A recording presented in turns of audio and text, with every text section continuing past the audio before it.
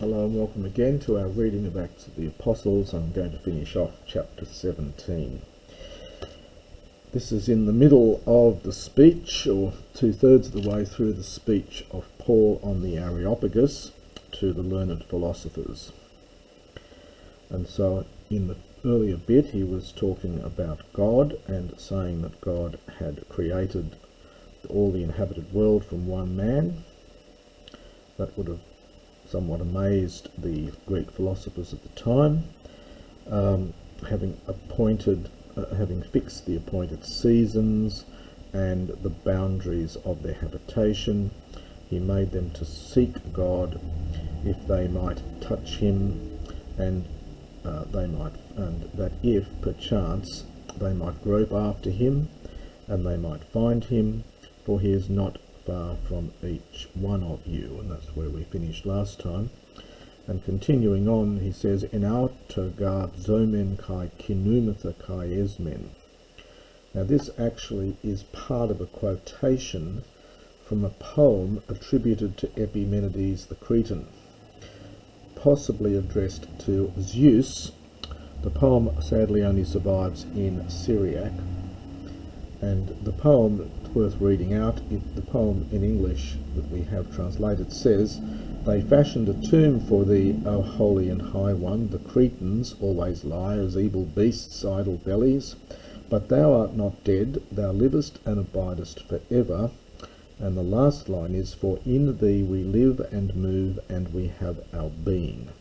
And this is what this line here is saying. So, for in him so men we live, kai kinumetha, from kineo, we move. We get words like kinematics and cinema, in fact, from that.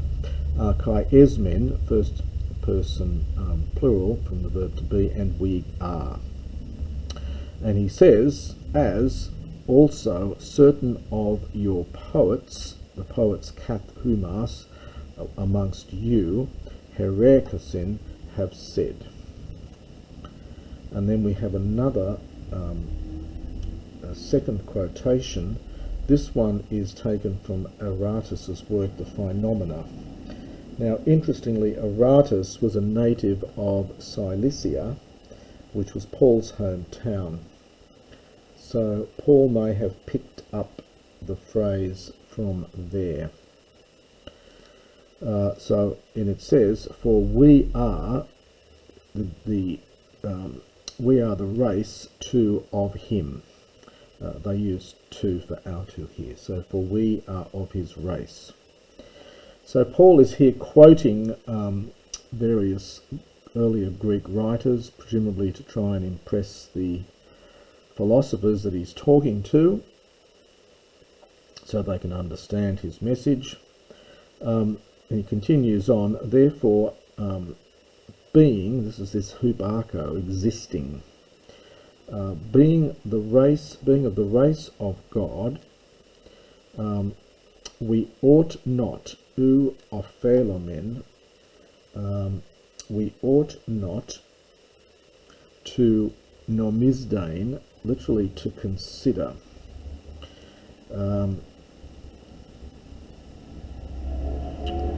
We ought not to consider. Now the object of all of this is actually a little bit down here. It's totheon enai homoion. We ought not to consider the divine totheon to be homoion, like, and that takes a dative, and that's why we're getting all these datives here. But this has been delayed for emphasis. So we ought not to consider the divine to be like to gold, or silver, or stone, or to the charagmati. This is the things graven by art. So these are statues and artworks. Remember, the Jews despised any kind of artwork as well. This is from karasso. It means to scratch originally, but to chisel. And a lot of these stone works were done with chisels, and so we can translate this graven by art. And the epithumasios anthropou, and by the thoughts of a man.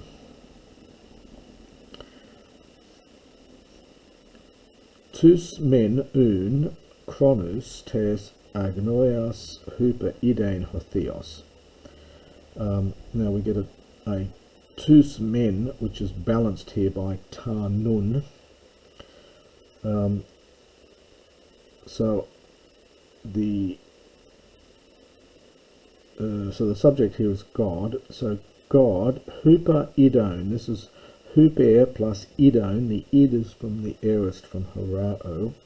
God overlooked tous chronos tes agnoias, literally the times of ignorance. Now, and the ta goes together with the nun. You can't translate the ta separately, it's ta nun. But now, par angele, he announces to men, all of them, everywhere, to repent. So now he announces to all men, to men, and then it's odd, we get a dative here, and then this is accusative, pantas. So it's slightly odd in the grammar here. So he announces to men to repent, all of them, everywhere. Technically this probably should be in the dative. Kathoti, just as Estesen Hemera, he has cause to stand, so he has appointed a Hemeran, a day, Enhe, in which Mele he is about, Krinon, to judge. Now normally Melo takes a future infinitive, but not here. He is about to judge the oikoumene. This is the entire inhabited world. En dikaiosune, in righteousness, or perhaps with righteousness. Literally, in a man, in whom, dative here, horisen, also perhaps by a man. This is almost a Hebraism here, by a man, and then whom, and it's been attracted into the dative, into the case of its antecedent. So by whom whom he appointed, not by whom, but by a man whom he appointed. Parascone. Now the scone is from the verb echo. So this is from para echo, and parekone pistin. Pareko is to provide, and pistis is faith, but it can also mean surety. It can also mean proof. And notice the alliteration here, by the way. We get pistin parakon pasin. Greek likes alliteration like that. So providing evidence or surety to all mankind. And then we get a participle, an explanatory participle here, by having raised him ek nekron, from the dead. Now it appears, he says no more at this point, so the speech was possibly interrupted at this point. The idea of resurrection and judgment may have not gone down too well with the philosophers. Note that Paul literally says resurrection from dead bodies, but this is the standard expression in the New Testament. The Stoics and Epicureans did not believe in life beyond the grave, so they would have found this very odd, and they may have just interrupted him at this point. Having heard of the anastasin nekron, of the resurrection of the dead, and again it may be that they had misunderstood Paul before when he was talking about anastasis.